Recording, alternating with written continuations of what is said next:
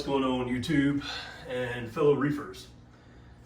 So I wanted to do some updates to the tank, not necessarily, like milestones, but just to share information, everything that I'm doing, and then also for my own reference that I can go back and check and see when I did things. So today I had to do the first reagent swap out in the Trident. Now I've already done the alkalinity once, but this is the first switch out or whatever that I've done for all three. So all the reagents were switched out today. So starting fresh there, I would have to go back and look at my initial video to see how long it's actually been. And I might do that just to see how long I'm getting out of it. I didn't do it prior because it's not an extremely accurate or good reference. For the fact is, I've left it as default for testing, but in things that I've done and tried and all this, I've had it, I've manually run a lot of tests that weren't scheduled. So it won't be necessarily, if I leave it alone, it wouldn't be like a real accurate representation of how long the reagents are lasting for me. If you see them swim by, the Lyretail Anthias, which is over at the right side of the tank right now, that's turned into a male. A lot of changes in that guy. You can really see the difference in him now. He's got the red colored head, red tail. The center of him is getting that yellowish color. Is a lot larger than the females. His fins, the bottom fins, I forget what they're actually called, have like a darker coloration to them. So it's been kind of cool to watch that female turn into a male. For sure, and it seems like it happens pretty fast. I mean, it's the changes, you wake up and walk in here the next day and you see a difference in him every time. So that's something that's been kind of neat to watch. The 2-year-old doesn't understand that type stuff and doesn't care about that, but my 5-year-old is going on 6, be 6 here in April. He thought it was pretty cool, a neat thing. If it doesn't actually just change in front of his eyes, it's not as cool and spectacular. When it's a slow change that you watch every day, he's like, yeah, that's kind of cool, but he doesn't seem overly excited about it. I think it's really neat to watch. So anyway, got that going on. As far as the chasing numbers thing, so I need to check my my Neptune pH probe again. I guess I'm gonna try to recalibrate it again. I've done the Red Sea pH test and it was like at 8.2. I did, on my last video where I was talking about pH, I did the Hannah, like the pen pH tester, and what did it register? One of them was 8.2 and one of them was 8.4, I think it was. So the average or the general consensus is going to be that my pH is 8.2. So that's what I'm going to consider it at right now. Right at this minute, when I looked at the Neptune pH probe, is showing the pH at 7.8, which is up from what it was showing. It was showing really low all the way down to like 7.4 and 5 at times. That's when it concerned me, and that's when I started testing it with other things to keep an eye on it. So I don't know, I just, I never have really chased after pH or watched it, but like I said, my goals for this tank and the goal to add a lot of SPS in here, I want to make sure that I'm able to keep everything stable and it concerned me with the fluctuations like that. Now, I did state, in the prior video what I thought the reason for it was and the changes that I'd made that may have caused it. But at the same time, the pH probe, the Neptune probe, I don't know if it's not staying calibrated or if it's just not reading correctly or if there's other things that interfere with it. I've seen different takes on it through videos and forums. Some people, it's mainly the salinity probe. People say that you get electrical interference, that can throw that way off. pH, they say, it can be thrown off by temperature, and you need to clean it every now and then. But I mean, I've already put 2 new probes on this tank within 6 months, so just trying to get that nailed down. The first probe that arrived with it, I never could get it to calibrate at all. Like, I put it in the calibration solution and it just never would. Which one was it? Like one of the levels or something, consistent level or whatever it was, it never would get a checkbox by it. So I had to manually calibrate it, and then it was way off. So I trashed that one, which I could have gone through warranty and got switched out, but I just didn't care about dealing with all that stuff. So I ordered a new one, put that in, and then kept having, I got it to calibrate, but I kept getting strange readings from it at times. It just seemed all over the place at times. And then, like I said, I would check it with my other pH methods, and they showed the pH being fine. So, I mean, if you use, I have 3 other methods to test the pH. I have the actual HANA checker that is uses the liquid, and then I have the HANA, like the little pin or stick checker that you put in the tank, and then I have the Red Sea test kit. So I have 3 different methods, and if they're all very close to each other, and then the one Neptune thing showing way off, then I'm assuming it's just going to be the Neptune probe. Let's see, other things. Lighting. So I mentioned before that I want to upgrade my lighting because I want to decrease shadowing in the tank when I start putting Acropore in there. Some people, tell you can go ahead and put the frags in, and then add the lighting later. They don't need all of it right now when they're just a stick on a frag plug and starting to grow. When they start to fill in is when you need to worry about shadowing and do all that stuff. I want to have everything good before I start putting them in. I want to make sure everything is up to par. So, no pun intended on the par. I want to make sure everything's good. And watching the BRS videos, they said with Kessel on a 4-foot tank, SPS dominant, which this is a mixed tank, it's not dominant, but they said if you want to really decrease shadowing and make SPS work on an SPS dominant tank, you either go one of 2 routes. You can do a hybrid solution where you're adding in T5 bulbs, or you can get 4 of these A360X lights.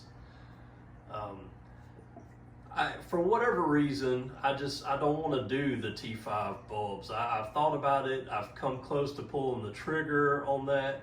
I've looked at them. I've actually had one in my cart, and just something about it, I just don't want to do it. I did the measurements and how far to come out on the tank and how large that thing is. I don't know. And then having to create different mounts for it, maybe hang it from the ceiling. I got my wife's mirror behind it, so I can't mount it to the wall there. I don't know. I don't want to do that route. So then I went to thinking for sure, I said, well, I'll just get 2 more of these Kessels, and then I'll spread them out as BRS is recommended. Well, as you know, they're not cheap lights, so I got to wait on it a little bit budget-wise, so I'm trying to work that in the budget to order 2 more lights. But then another thing came into play. So then I read, infos and saw like the announcement that the Neptune Sky lights were coming. I don't know a release date. I don't know, I hadn't found anything where they've actually announced the release date, but I know that it should be getting close because they're talking about it a good bit now. So I'm a big fan of Kessel. Neptune, like I said, problems with the pH probe, there's problems here or there, but in general, I like the controller. In my opinion, it's the better controller for what I do, and like I said, that's my opinion. I like the Trident. I've already got so much other Neptune gear that, I thought it'd be cool to check out the lights that they're coming out with. So at that point, I said, well, I'm gonna pause and put this on hold and not worry about ordering the new Kessels until I check out the Sky lights. So that's another thing that I'm kind of waiting to see if they're gonna come out anytime soon. Now, I'm not gonna wait forever. If a couple more months go by and they're not released, then I'm probably just gonna go ahead and buy 2 more Kessels and call it a day. I'm going to, from my reading and understanding, I think the Kessel arms that I have in place, I think if I run an aluminum bar in between them, that I can mount all 4 lights and just keep the 2 arms that I have, and won't need to change my lid that I had custom made or add anything else. I think it'll support the weight. So I like that part about it. I found a black aluminum type rod that I can mount to them and then add 2 more lights. So I think all that's going to work out fine. So stay tuned for that. I'm either going to go with 2 more Kessel lights, or we'll either get the Sky lights when they come out. It just depends on when they actually are released. I'm not waiting forever on them. Let's see, what else? Oh, I have a new product. Well, not a new product. This product's been around for a while, but I've seen a lot of good things about it in forums and all, and a lot of talk about it. So it's something that I'm going to try. So every Friday I feed my corals. So I feed them 1 day a week, and I've been using the Polyp Labs coral feeder. The name escaped me or whatever this morning. I've been using that, and then also the other thing that I feed every day is actually the Red Sea AB Plus. I feed that daily, and then I also do the live phytoplankton from Algae Bar. So that's a daily thing. But then once a week I do the reefroids. That's what it came to me now. 1 day a week, every Friday, I feed reefroids in there. So instead of doing that, I've been reading about this product, and I'll get up and show you. Reef Enhance. So enhance color and growth of corals and invertebrates, enhance nutrient utilization and intake, enhance pod diversity and population count. So been seeing a lot of info and talk about this product, and from my understanding, it doesn't say on here how it works. It basically says directions: add 1 level scoop, which is included, per 25 gallons. I hadn't opened this yet. It does say detailed instructions inside, so I'll look at that a little bit more. But from what I've seen in forums, you take this out and you mix it in with some either RODI water, or you can take some water from your tank and mix it in. You're supposed to let it sit for just a little while. I think it said 15 minutes or so. And then you can spot feed or just spread it throughout your tank. And everybody's been talking about it. They're saying that it just doubles growth and beneficial things in your tank. If you have copepods, it'll double the amount of them. So we're going to try this product out and see how it goes as well.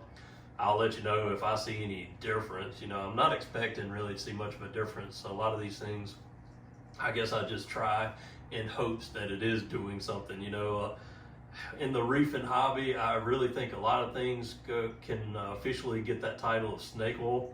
I'm not sure necessarily that all these things people dose really do much of anything. They might or might not.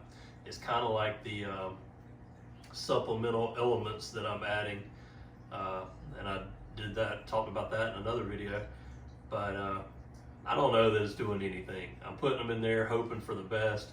I was kind of wanting to make sure I didn't have any odd reactions or anything going on in the tank from adding them before I started with SPS. Just like I said, I want to get everything stable, prepared, and know everything's good before I start adding those in there. I tried some out in my son's 35-gallon water box, and we know how that went. They died, and I don't want the same to happen here. One, you know, corals are living things, not in the same aspect as fish, but I hate killing anything. And you know, I try to be a good hobbyist and keep everything alive and taken care of to the best of my ability. So I don't want to put something in here and have a high chance of dying. So I kind of failed at that in my initial test in the 35. So I want to do a better job with this tank. But anyway, that's probably going to wrap up this video. I know it was kind of a long video and just me rambling a bunch. But hopefully, you know, maybe if too late to say it now, but you know, in some of these videos, maybe at least you enjoy looking at the tank while I'm talking, and you know, maybe in future episodes, if you get tired of hearing me, you can either fast forward through or either mute me and just check out the tank. Let's see what else. I'm still not sure what the brown stuff is to the bottom right. It doesn't look like snot like some people describe it, and it doesn't look like it has the air bubbles in it and things. I don't know if that's dinos or not, or just detritus, or you know, just kind of like a brown type algae. Still not exactly sure what that is. Next water change, I'm going to try to start vacuuming some of it out. Most water changes I do, I don't vacuum the sand bed. I just periodically do that as is needed. Today is not water change day, it'll be next week. So I might try to vacuum some of that out and see if that changes anything or makes any difference. But anyway, that's it for this video. Let me know if you have any questions. You know, comments are always welcome. Keep it clean. Please keep it nice and respectable. You know, this isn't a paid YouTube channel. No sponsors, no anything like that. You know, it's just, I'm just a hobbyist, and I'm trying to share this journey and let everybody know things that I go through. But yeah, let me know if you have any questions or any thoughts on what's going on, or you know, any recommendations even. Appreciate you watching.